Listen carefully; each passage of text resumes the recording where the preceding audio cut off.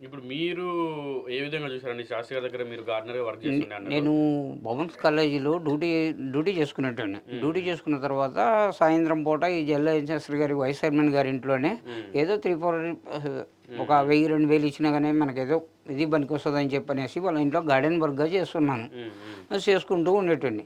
అలాంటి టైంలో అప్పుడు జేఎల్ఎన్ శాస్త్రి గారు మంచిగా ఉన్నారు. హ్మ్. మంచిగా ఉండి తర్వాత వాళ్ళ పిల్లోడు మంచి క్లవర్ స్టూడెంట్. హ్మ్. శాస్త్రి గారి మనమడు. మనోడు. ఓకే. మంచి క్లవర్ స్టూడెంట్. హ్మ్. ఇంటర్ సెకండ్ ఇయర్ వరకు. హ్మ్. ఇక హ్మ్. తర్వాత డిగ్రీకెళ్ళాక కొంచెం ప్రాబ్లమ్ వచ్చేసింది. ఓకే. అప్పటికి నేను ఆ ఇంట్లో గార్డెన్‌గా పనిచేసుకుంటున్నా. ఉదయం డ్యూటీ చేసుకుంటూ పోయి, డ్యూటీ నుంచి పోయి సాయంత్రం పోయి హ్మ్. వాళ్ళ ఇంటి దగ్గర వాళ్ళ వర్క్ ఇంట్లోనే చేశారు. గార్డెన్ పని చేసుకుంటూ ఏదో హ్మ్. హ్మ్. ఇది ఓకే. చేసుకుంటున్నా. హ్మ్. అలా చేసి నాకు పర్మనెంట్ చేసినా కూడా ఇంక నాకు అన్నం పెట్టినాడనే విశ్వాసంతో నేను మంచిగా చేసుకుంటున్నా. హ్మ్. హ్మ్. ఆ చేసుకునే టైంలో కూడా వీళ్ళు అప్పటికి రాము అనే అతను పీఈటీ రాము అనే అతను, హ్మ్. ఈ ఉగ్రిపల్లి రామారావు అనే అతను హ్మ్. సార్ ఇంట్లోకి డైరెక్ట్‌గా ఎంటర్ కానీకి ఆస్కారం లేదు. లేదు. ఓకే. ఆస్కారం లేదు. హ్మ్. హ్మ్. అప్పుడు నేను పని చేసుకుంటున్నప్పుడు కూడా ఇంటి ముందుకొచ్చి సార్‌తో మాట్లాడాలని ఇంటి ముందుకొచ్చేటోళ్ళు. హ్మ్. హ్మ్. ఇంటి హ్మ్. ముందుకొస్తే నేను పోయి సార్ పలానోళ్ళు వచ్చారు సార్ అని చెప్పంటే సార్ వచ్చి గేట్ ముందు మాట్లాడితే హ్మ్. వీళ్ళు గేట్ బయట ఉండేటోళ్ళు. చేతులు కట్టుకొని మాట్లాడేటోళ్ళు. హ్మ్. హ్మ్. హ్మ్. హ్మ్. అలా జరిగిపోతూ వచ్చింది. ఓకే. ఇక ఈ పిల్లవాడి పరిస్థితి పూరా ఇది ఇంట్లో నుంచి బయటకొస్తలేడు. హ్మ్. ఇదిగా ఉండేసి. హ్మ్. ఇక ఆ తర్వాత పిల్లవాడి ప్లాన్ పెట్టుకొని ఇంట్లోకి జాయిన్ అయిపోయిండ్రు. హుహు. ఆ టైంలో నేను ఇంట్లోనే పని చేసుకుంటున్నా. హ్మ్. పిల్లవాడు ఈ రాము అంటే మహాకోపం. ఓకే. ఏది వీళ్ళ పిల్లవాడికి రాము మనవడికి. అంటే హ్మ్. ఇంటర్ హ్మ్. కాలేజ్ చదువుకునేటప్పటి నుంచి కూడా మహాకోపం. హుహు. మహాకోపం ఉండేది. హ్మ్. అప్పుడు ఏం చేశాడంటే ఇంట్లో నుంచి బయటికి రానిస్తలేడు. వాళ్ళ తాతయ్యకి మటుకు ఆ పిల్లవాడంటే చాలా ప్రాణం. అంత ప్రాణంగా పెంచుకునేడు వాళ్ళ శాస్త్రి గారి కూతురు గాని ఒక్కడే పిల్లవాడైన దానివల్ల చాలా ఇదిగా పెంచేటోళ్ళు. హ్మ్. అలాంటోడిని ఇక బయటికి వెళ్తలేడు. ఇప్పుడు అసలు రాముని దగ్గరికి రానిస్తలేడు. Main point first. హ్మ్. అయితే ఇక అప్పుడు ఏం చేశారంటే ఇక అక్కడైనా హాస్పిటల్‌లో చేర్చాలని చెప్పనైనా వరగల దగ్గరే ఎక్కడైనా అన్నారు. మాకు హాస్పిటల్ వాళ్ళ అటెండర్లు వాళ్ళందరూ తెలియదు. హ్మ్. అక్కడి నుంచి అంబులెన్సు హ్మ్. ఇద్దరు ముగ్గురు అటెండర్లు వచ్చేసారు. నేను సాయంత్రం పూట పోయి కాలేజ్ అయిపోయిన తర్వాత పోయి పని చేసుకుంటున్నా. హ్మ్. హ్మ్. పని ఓకే. చేసుకుంటున్నా. హ్మ్. అంబులెన్స్ తీసుకొచ్చారు. ఏంది అంబులెన్స్ వచ్చింది? ఎవరికి ఏమైందని చెప్పని నేను పరేషాన్ అవుతున్నా. హుహు. ఇవాళ అటెండర్ ఒక అతను చెప్పాడు. మనకేం పరిచయం లేరు. ఇట్లా పిల్లవాడు డైరెక్ట్ వస్తలేరంట. ఇంజెక్షన్ ఇచ్చి తీసుకపోతే అప్పుడు ఇంజెక్షన్ ఇస్తే మన ఎమ్మటే హుహు. కుక్కలేక వచ్చేస్తాడు అన్నట్టు మాట్లాడుకొని హ్మ్. ఇది చేసుకొని మత్తు ఇంజెక్షన్ ఇచ్చేసి హాస్పిటల్‌లో తీసుకుపోయి ఎక్కడనో అడ్మిట్ చేసి వాళ్ళు ప్రతిరోజు ఒక గంట పిల్లవాడిని చూడండి వాళ్ళు ఉండలేరు. హుహు. అలాంటి పిల్లవాడిని 2, 3 నెలలు తీసుకుపోయి హ్మ్. హాస్పిటల్‌లో అడ్మిట్ చేసి బాగు చేస్తాం అని చెప్పని అలా చేసి వాళ్ళకి మతిస్థిమితం లేకుండా చేసేసిండ్రు. ఓకే. ఈ ఇద్దరిని పెట్టేశారు. హ్మ్. హ్మ్. ఉగ్రిపల్లి రామారావు, ఈ రాము గారు, పిల్లి రాము. రాము గారు. హ్మ్. అలా చేసి అలా అప్పుడు నేను ఇంట్లోకి రావడానికి డైరెక్ట్ నా మీద ఏం చెప్పేటోళ్ళు సార్, హ్మ్. నేను ఇంట్లో పని చేసుకుంటుంటే చెప్పులు కాళ్ళు వేసుకుని ఇంట్లో తిరుగుతున్నానని చెప్పనేటోళ్ళు. హుహు. శాస్త్రి గారికి వచ్చేసి ఆ పైపు నేను ఎప్పుడో 20, 30 సంవత్సరాల కింద వాటర్ పట్టుకుంటూ ఇంటి చుట్టూ పూల హ్మ్. చెట్లు హ్మ్. పెట్టి ఇది చేసుకుంటున్నా. హ్మ్. ఆ మట్టి పైపు చాలా ఓల్డ్ పైపు. ఆ పైపు లైన్‌గా బరుసు పెట్టుకుంటా. మళ్ళీ హ్మ్. వంపితే ఖరాబ్ అయిపోద్దని ఇట్లా.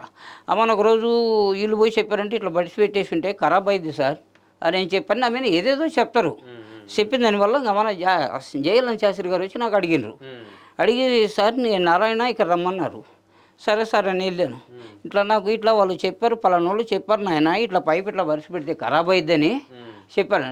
సార్ మీరు ఇక్కడ దగ్గర రండి సార్ అని చెప్పని ట్యాంకీ ఉన్నది సార్ అక్కడ వాటర్ మ్యాన్ ట్యాంకీ మీద కూర్చొని పెట్టి హ్మ్. ఒకసారి మీరు చెప్పేది నాకు తెలుసు సార్ ఆ పైప్ పరిస్థితి నాకు తెలుసు సార్ అది ఎంత బోల్డో తెలుసు సార్ అని చెప్పని హ్మ్. 2 రౌండ్లు తిప్పాను సార్. ఓకే. 2 రౌండ్లు తిప్పారు 3 దిక్కులు ఇరిగిపోయింది. హ్మ్. హ్మ్. హ్మ్. నాకు తెలియదు సార్ వాళ్ళు చెప్పేది నా మీద ఎన్నో చెప్తారు. హ్మ్. అవి మీరు వినకూడదు సార్ నాకు హ్మ్. తెలియదు అండి. అవును. నీకు అన్నీ తెలుసు నాయన అని చెప్పని లోపలికి వెళ్ళిపోయాడు ఇంట్లోకి వెళ్ళిపోయాడు. హ్మ్. ఇలాంటి మాటలు చెప్పి ఇది చేసి నన్ను ఓకే. హ్మ్. ఆయన దగ్గర లేకుండా చేశారు. ఎందుకంటే నేను ఆడ ఉన్నాననుకో వాళ్ళు ఎంటర్ వీళ్ళు కావడానికి వీలు ఉండరు. లేదు. హ్మ్. హ్మ్. హ్మ్. అందుకని నుంచి నన్ను టార్చర్ పెట్టేసి హ్మ్. ఆ శాస్త్రి గారు కరోనా టైం నుంచి కోలుకునేటప్పుడు కూడా హ్మ్. నాకేం చెప్పాడంటే, హ్మ్. "నాయనా నువ్వు ఇక్కడనే ఉండవు, నా దగ్గరే ఉండవు, నన్ను కనిపెట్టుకొని ఉండవు. హ్మ్. నిన్ను క్యాంపస్‌లో ఏదన్నా అంటారంటే హ్మ్. నువ్వు వెళ్ళేసి అక్కడ చెప్పేసేయి." అప్పటి వరకు వీళ్ళు రామారావు వీళ్ళెవరు ఎంటర్ లేరు. హ్మ్. అంటే ఇప్పుడు ఈయనకు ఈ పిల్లాడికి ఇంజెక్షన్‌లు ఇచ్చి మొత్తం ఈయనను ఖరాబ్ మొత్తం చేసి చేసిర్రు. మత్తు ఇంజెక్షన్ ఇచ్చేసి తీసుకుపోయి హాస్పిటల్ అడ్మిట్ చేసేసిండ్రు. హ్మ్. 3, హ్మ్. 4 మంత్స్ అసలు కనపడనీయలే పిల్లవాడిని. హ్మ్. ఒక్కసారి ఏమో వాళ్ళ మమ్మీ పిల్లవాడు ఎట్లున్నాడని నేను బాధపడితే ఒకరోజు తీసుకుపోయి చూపించుకొని వచ్చారు అంతే. హుహు. ఒక్ ఇప్పుడు దాని వల్లనే వీళ్ళకు వీళ్ళకి మనస్థిమితం లేకుండా పోయింది సార్. హ్మ్. అది. ఓకే. అంటే ఈ ఎన్ని రోజులు 2 నెలల నుంచి ఇలా హాస్పిటల్ 3-4 మంత్స్ ఉన్నారు సార్. 3-4 మంత్స్ 3-4 మంత్స్ పిల్లవాడిని కనపడకుండా ఇక వీళ్ళు వాళ్ళది డాక్టర్స్ ఏం మాట్లాడుతున్నారు, డాక్టర్స్ ఏం సిస్టమెంట్ ఇస్తున్నారు, వీళ్ళిద్దరు ఏజ్ వాళ్ళ మమ్మీ పెద్ద ఏజ్ అయిపోయింది, వాళ్ళ తాతయ్య పెద్ద ఏజ్ అయిపోయింది, పిల్లవాడిని చూడకుండా 1 గంట ఉండలేని పరిస్థితి వాళ్ళు. అలాంటి వాడిని తీసుకుపోయి ఎక్కడో పెడితే వాళ్ళ పరిస్థితి పోయేటప్పుడు ఆయన అన్నాడు కూడా, నాయన పిల్లవాడు భయపడుతుంది నాయన, వద్దు నాయన ఈ మత్తు ఇంజక్షన్లు ఇవి వద్దంటే కూడా, సార్ మీరు సైలెంట్గా ఉండండి సార్, మనల్ని మళ్ళీ మంచిగా ఇది చేసుకొచ్చి ఇంట్లో పెడతాము, తీసుకొస్తాం సార్, మీ మంచి గురించేనని చెప్పేసి 3-4 నెలలు కనపడకుండా చేసే వరకు వాళ్ళకి మనస్థిమితం లేకుండా అయిపోయింది సార్. ఇది ఒక్కటి గమనించి వాళ్ళకి